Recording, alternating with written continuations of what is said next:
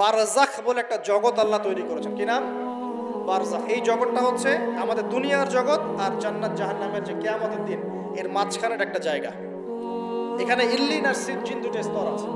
একটা নাম ইল্লিন, একটা সিজ্জিন। এই দুনিয়ার নেককার মানুষ যারা, তাদের আত্মাগুলোকে আল্লাহ পাক এই যে ইল্লিনে নিয়ে গিয়ে রেখে দেন। দুনিয়াতে যারা পাপী পাপাচারী, তাদের আত্মাগুলোকে আল্লাহ পাক সিজ্জিনে রেখে দেন। এই যে কবরের যে আযাব, যে আমরা একটা কথা বলি, এটা আযাব হলো রূহের আযাব। কিসের আযাব? রূহ। দেহ তো আপনার নাই, ওখানে দেহ আছে? দেহ তো পচে গেছে, গলে গেছে। তাহলে আযাবটা কিসের? রূহের। বুঝাচ্ছি, আমি এই পড়াশোনাটা করেছি ইমাম গাজ্জালী রাহিমাহুল্লাহর বই থেকে। এত গভীর মানে লেখা, মানে ধরতে গেলেও মনে হয় যে একটা লাইন 10 বার পড়তে হচ্ছে। একটা এক্সাম্পল দিয়ে তিনি বুঝাচ্ছেন এভাবে। তিনি বলছেন এটা একটা উদাহরণ মাত্র, এটাই প্রকৃত ব্যাখ্যা না, একটা উদাহরণ মাত্র। বোঝানোর চেষ্টা করছেন তিনি এভাবে যে আমরা যখন ঘুমাই, অনেকে ভালো স্বপ্ন দেখেন না? ভালো স্বপ্ন দেখে আপনার কাছে ভালো লাগছে, খুব মজা লাগছে না? স্বপ্নের মধ্যে আপনি কি ভালো ফিল করছেন? মাশাআল্লাহ, ভালো লাগছে, উঠছেন ফিরছেন খাচ্ছেন। যখন কোনো খুব ভালো আপনি একটা স্বপ্ন দেখেন, আপনার কিন্তু ভালো লাগে। আপনি স্বপ্নে ঘুমন্ত অবস্থাতেই আপনি স্বপ্নে বাস্তবের ফিলিংস পাচ্ছেন, এমন হয় না? আল্লাহ পাক যদি আপনাকে স্বপ্নের মধ্যে রেখে দেন, ধরেন 1 বছর 1.5 বছর 2 বছর, তার মানে 1-2 বছর আপনি স্বপ্নের মধ্যেই বাস্তবের ভালো লাগার ফিলিংসটা পেতে থাকবেন, কিন্তু আপনি ঘুমিয়ে আছেন। বাইরে থেকে আমি আপনাকে দেখছি যে আপনি ঘুমিয়ে আছেন, আপনি ঘুমন্ত অবস্থাতেও ভালো স্বপ্ন দেখেই ভালো ফিল করছেন। তিনি বোঝাচ্ছেন, উদাহরণ দিয়ে বোঝাচ্ছেন, এটা কিন্তু ব্যাখ্যা নয়, জাস্ট একটা বুঝাচ্ছেন উদাহরণ দিয়ে। আল্লাহ পাক যখন শহীদদের রূহগুলোকে জান্নাতে রেখে দেন, জান্নাতে তারা এইভাবে রূহগুলো ঘুরতে থাকে, ফল ফলাদি খেতে থাকে, পাখির মধ্যে রূহ দিয়ে দেন, সবুজ পাখি, এই পাখি উঠতে থাকে, তারা ভালো ফিল করতে থাকে। ওই হায়াতটাকে আল্লাহ পাক তাদের কাছে বাস্তব বানিয়ে দিয়েছেন। কথা বুঝতে পারছেন? ওই হায়াতটাকে আল্লাহ পাক তাদের কাছে বাস্তব বানিয়ে দিয়েছেন। তাদের কাছে মনে হচ্ছে এটাই বাস্তব, এটাই জগৎ। আল্লাহ চাইলে করতে পারেন না? একটা ঘুমন্ত মানুষকে যদি আল্লাহ করতে পারেন, তাহলে শহীদদের ব্যাপারে করতে পারেন না? পারেন। আবার ধরেন একজন মানুষ পাপাচারী, আপনি কখনো কখনো স্বপ্ন দেখেছেন, ভয়ের স্বপ্ন, আটকে উঠছে, শ্বাস বন্ধ হয়ে যাচ্ছে, এমন হয়নি অনেকদিন? আর হবে তো বেশি, কারণ কানে তো হেডফোন দিয়ে গান শোনেন, আর হেডফোন কানে দিয়ে ঘুমান, এফএম শুনতে শুনতে ঘুমান, এই কি করতে করতে ঘুমান। ঘুমানোর আগে তো দোয়া কালাম নাই, দোয়া কালাম মাসনুন দোয়া কালাম তো নাই, সূরা মুলক নাই, সূরা বাকারা শেষের আয়াত নাই, ইত্যাদি নাই, পবিত্রতা নাই, বিছান ছাড়েন না, লাইটস অফ করেন না। আপনার সুন্নত মাফিক তো ঘুমাচ্ছি না। ঘুমানোর কতগুলো সুন্নত জানেন? ঘুমানোরই কত সুন্নত আছে। ইস্তেঞ্জা করতে হয়, ওযু করে আসতে হয়, পারলে মেসওয়াক করে নেয়, বিছান ঝাড়তে হয়, বিসমিল্লাহ বলে লাইট অফ করতে হয়, দরজায় খিল দিতে হয়, পাত্র যদি থাকে খাবার পাত্র, পানির পাত্র ঢেকে দিতে হয়, তারপরে পড়তে হয় বিছানায় গিয়ে আয়াতুল কুরসি, সূরা বাকারা শেষের 2-3টা আয়াত, সূরা ফালাক নাস ইখলাস, হাত একত্রিত করে ফু দিয়ে সারা গা মাসাহ করতে হয়। ডান কাত হয়ে আল্লাহুম্মা বিসমিকা আমুতু ওয়া আহইয়া বলে এই যে 33 বার সুবহানাল্লাহ, 33 বার আলহামদুলিল্লাহ, 34 বার আল্লাহু আকবার পড়তে পড়তে ঘুমাতে হয়। কয়জন জানে কয়জন ঘুমানোর সুন্নত? ঘুমানোর আগে এখন কানে হেডফোন, ব্লুটুথ, হাবি জাবি এইসব দিয়ে যুবকরা ঘুমাচ্ছে। প্রতিটা কাজ নবীর সুন্নত মতো করার চেষ্টা করবো, আল্লাহ পাক তৌফিক দান করুন। এই যে 9 নম্বর ওয়াদা করেন, জীবনের প্রতিটা কাজ নবীর সুন্নাহ মতো করবেন। রাজি আছেন ইনশাআল্লাহ? একদম চেহারা থেকে শুরু হবে, চুল দাড়ি পোশাক আশাক থেকে শুরু হবে। আল্লাহ পাক যত উপরে নিয়ে যাবেন, আপনি যেখানেই যান নবীর সুন্নত বাস্তবায়ন করবেন ইনশাআল্লাহ। আল্লাহ পাক তৌফিক এনায়েত করুন, বলি আমিন। মনে করেন খারাপ স্বপ্ন দেখছেন, খারাপ স্বপ্নে এখন আপনি কষ্ট পাচ্ছেন, দেখছেন যে পানিতে ডুবে যাচ্ছেন, দেখছেন যে আপনি আগুনে পুড়ে যাচ্ছেন, নাউজুবিল্লাহ, দেখছেন যে আপনি হয়তো কেউ আপনার শ্বাস গলা চিপে ধরেছে ইত্যাদি, মানে আপনি কষ্ট পাচ্ছেন। বাহির থেকে কিন্তু আমি আপনার কষ্ট বুঝতে পারবো না, পারবো? আপনি ঘুমিয়ে আছেন, ঘুমিয়ে আপনি কষ্ট পাচ্ছেন। এখন এই ঘুমন্ত কষ্টের স্বপ্নটাকে আল্লাহ পাক যদি 5 বছর লম্বা করে দেন, পারবেন কিনা? আল্লাহ পাক পারেন কিনা? 5 বছর ঘুমিয়ে আছেন, আপনি উঠতে পারতেছেন। এখন এটা হয় না, আল্লাহ চাইলে পারেন, সম্ভব কিনা? আল্লাহ পাক 309 বছর ঘুম পাড়া রাখেন নাই মানুষকে, আছে না দলিল? কোরআনে আছে না? কোন সূরায়? এই তো মাশাআল্লাহ, মাশাআল্লাহ, সূরা কাহফে আছে না? 309 বছর আল্লাহ পাক 9 জন 10 জন ছেলেকে ঘুম পাড়া রাখছেন না? রাখছেন।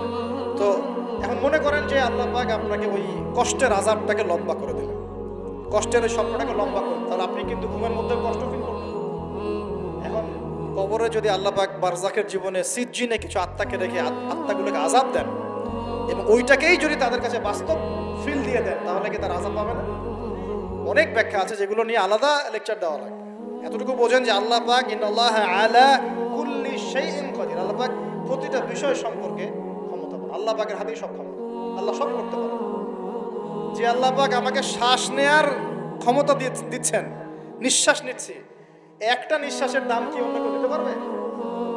যে আল্লাহ পাক এনভায়রনমেন্ট, বায়ুমণ্ডলের মধ্যে নাইট্রোজেন গ্যাস দিয়ে দিয়েছেন, এই গ্যাস কি কে দিয়ে, অন্য কেউ দিয়েছে?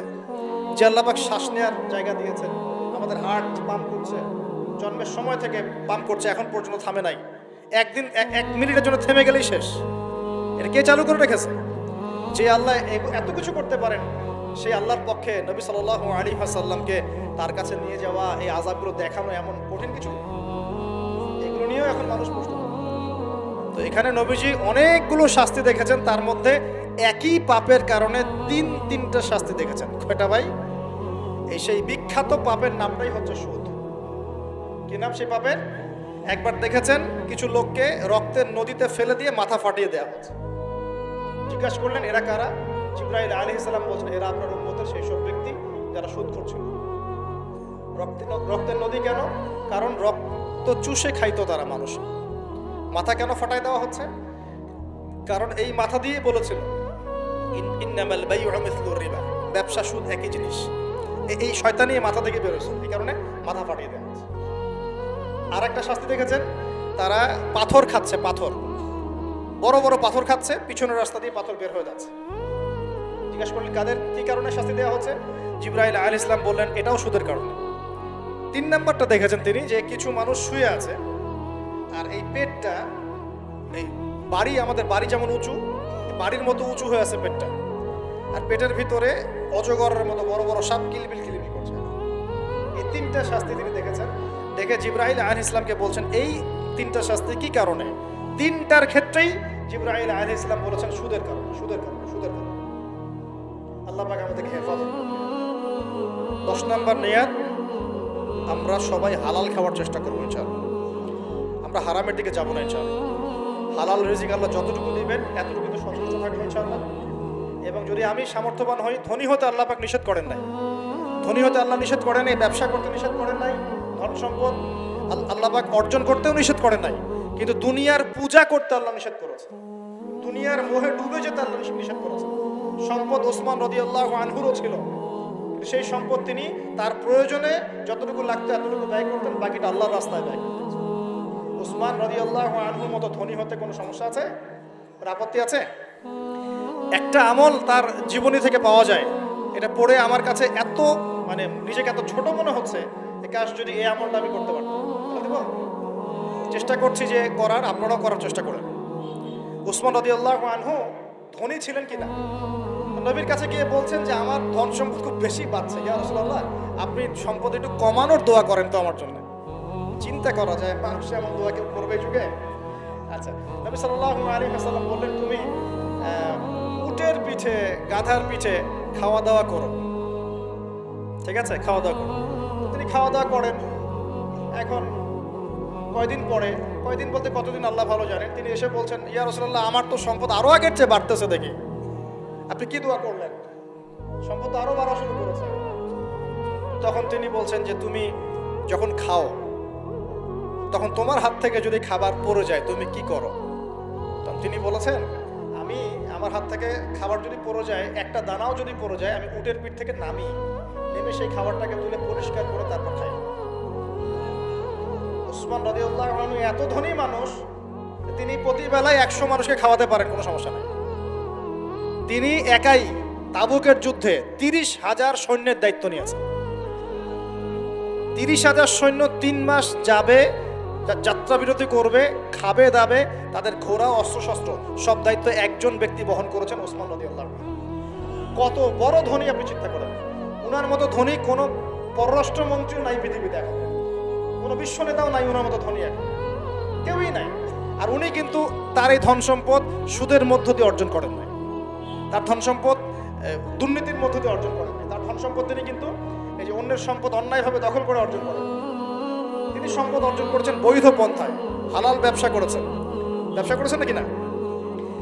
এই যে আমল, নবীজি বলছেন যে তোমার আমল যদি এমনই হয় তাহলে তোমাকে আল্লাহ পাক সম্পদ দিবে না, কাকে সম্পদ দিবে? মানে তুমি আল্লাহ পাকের যে সম্পদ, রিজিকের যে শুকরিয়া আদায় করো, কৃতজ্ঞতা প্রকাশ করো যে আল্লাহ আমাকে ভালোবেসে রিজিকটা দিয়েছেন, আমার হাত থেকে পড়ে গেছে, আমি তুলে খাই। এই যে আল্লাহ পাকের নেয়ামতের প্রতি তোমার যে শ্রদ্ধা, যে সম্মান, এর এর এর শুকরিয়া স্বরূপে আল্লাহ পাক তোমাকে এরকম সচ্ছল বানাই দিচ্ছে, কিন্তু কিছু করার নাই। উসমান রাদিয়াল্লাহু আনহুর মতো ধনী হতে কোনো সমস্যা আছে? তিনি কৃপণ ছিলেন না, তিনি আল্লাহ পাকের নেয়ামতের শুকরগুজার ছিলেন। ভুল ব্যাখ্যা নেবেন, তিনি আল্লাহ পাকের নেয়ামতের শুকরগুজার ছিলেন। আমরা আল্লাহ পাকের নেয়ামতের শুকরিয়া আদায় করবো ইনশাআল্লাহ, এবং যে রিজিক আল্লাহ আমাদেরকে দিয়েছেন এতে সন্তুষ্ট থাকবো ইনশাআল্লাহ, এবং হালালভাবে চলার চেষ্টা করব। আল্লাহ পাক আমাদেরকে ধন দিলে সেই ধন সম্পদ যতটুকু আমার পরিবারের জন্য প্রয়োজন, বাড়তিগুলো আমরা আল্লাহর পথে দান সাদাকা করবো ইনশাআল্লাহ।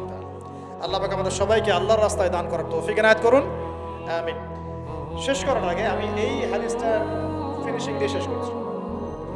3টা গিফটের প্রথমটা দেয়া হয়েছে 5 ওয়াক্ত নামাজ। এই উম্মতের যে কোনো ব্যক্তি যদি 5 ওয়াক্ত নামাজ পড়ে 50 ওয়াক্ত নামাজের নেকি পাবে। আমরা কি নিয়াত করতে পারি না ভাই যে আমরা 5 ওয়াক্ত নামাজ পড়বো ইনশাআল্লাহ? যে কোনো অবস্থায় নামাজ পড়বো ইনশাআল্লাহ। যদি দাঁড়াতে না পারেন কি করবেন? বসে পড়বেন। বসেও পড়তে পারছেন না কি করবেন? শুয়েও পড়তে পারছেন না কি করবেন? পারা যাবে তো ইনশাআল্লাহ। আর নামাজ কি ভাই আমাদের এই যে 3G 4G নামাজ পড়বো ভাই? হ্যাঁ, 3G 4G নামাজ পড়বো? এটা আবার কোন নামাজ? যে নামাজে রুকু করলে সেজদা পাওয়া যায় না, সেজদা করলে ওঠার সময় পাওয়া যায়, এমন নামাজ হয় না সমাজে কিছু? এই নামাজগুলো আল্লাহর ওয়াস্তে বাদ দেন। আল্লাহর ওয়াস্তে রিকোয়েস্ট করছি যে 3G 4G নামাজ বন্ধ করেন। নামাজটা ধীর স্থিরভাবে পড়ার চেষ্টা করেন, নামাজটা বুঝে পড়ার চেষ্টা করেন। নামাজেই আপনি আল্লাহকে পাবেন ইনশাআল্লাহ। যে কোনো সমস্যার সমাধান নামাজেই হবে ইনশাআল্লাহ। সেজদা লম্বা করেন, সেজদায় বেশি বেশি দোয়া করেন, ইনশাআল্লাহ তাআলা আল্লাহ আপনার দোয়া শুনবেন, আল্লাহ আমার দোয়া শুনবেন ইনশাআল্লাহ। আর রমজান মাসে নিয়াত করি ইনশাআল্লাহ, রমজান মাসে আমরা সবাই জামাতে তারাবি পড়বো ইনশাআল্লাহ। যত ব্যস্ততা থাকুক তারাবির সময়টা দেওয়ার চেষ্টা করবো ইনশাআল্লাহ। আর চেষ্টা করবেন খতম তারাবি পড়ার জন্য, কোনো সমস্যা নেই, খতম তারাবি পড়ারই চেষ্টা করবেন। তবে আমি কারি সাহেবদের, হাফেজ ভাইদেরকে রিকোয়েস্ট করবো যে তেলাওয়াতটা একটু ধীরে করার চেষ্টা করবো, যাতে আয়াত বাই আয়াত বোঝা যায়। অনেক জোরে পড়তে থাকলে অনেক সময় ধরাই যায় না যে আয়াতটা কি পড়া হচ্ছে। কোরআন তো বুঝতে হবে, অ্যাবজর্ব করতে হবে। যদি প্রয়োজনে দেখা যায় সময় বেশি লাগছে, লাগুক না। রমজান তো ইবাদতেরই মৌসুম। আমাদের রমজান মাসে আল্লাহর ইবাদত করা ছাড়া এর চেয়ে গুরুত্বপূর্ণ আর কাজ কি আছে? সেই ব্যক্তি ধ্বংস হোক। নবীজি বলেছেন যে ব্যক্তি রমজান মাসকে পেয়েছে, রমজান মাস পেয়েও আল্লাহর ইবাদত করে তার গুনাহ মাফ করাতে পারে নাই, সেই হতভাগা ধ্বংস হয়ে যাক, নাউজুবিল্লাহ। আল্লাহ পাক আমাদের সবাইকে রমজানে বেশি বেশি ইবাদত করার তৌফিক দান করুন। নবী সাল্লাল্লাহু আলাইহি ওয়াসাল্লাম মেরাজের রাতে দ্বিতীয় হাদিয়া নিয়ে আসলেন, সূরা বাকারার শেষের 3টা আয়াত। কয়টা আয়াত ভাই? কয়জনের মুখস্থ আছে? আলহামদুলিল্লাহ।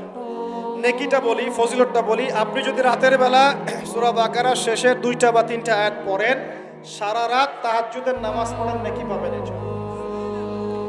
সারা রাত তাহাজ্জুদ পড়াটা কষ্টের না? কষ্টের কি না? সবাই কি পারে? পারে না।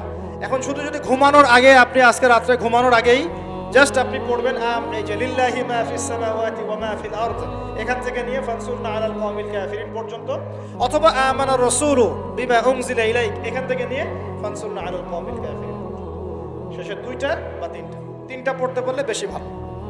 এই 3টা আয়াত যদি পড়ে ফেলেন, পড়ে ঘুমিয়ে যান, ঘুমন্ত অবস্থাতেও তাহাজ্জুদের নেকি পাচ্ছেন। আল্লাহ পাক দিন সহজ করে দিয়েছে, একটু আগ্রহ করে আমল করলেই হয়। আল্লাহ পাক তৌফিক এনায়েত করুন বলি আমিন। আর তৃতীয় হাদিয়া নবী সাল্লাল্লাহু আলাইহি ওয়াসাল্লামকে আল্লাহ পাক দিয়েছেন, এটা একটু মনোযোগ দিয়ে শোনেন। এই কথাটা ভুলে যায় না। আজকের লেকচারে যদি সব কথাও ভুলে যান, এই কথাটা ভুলেন না।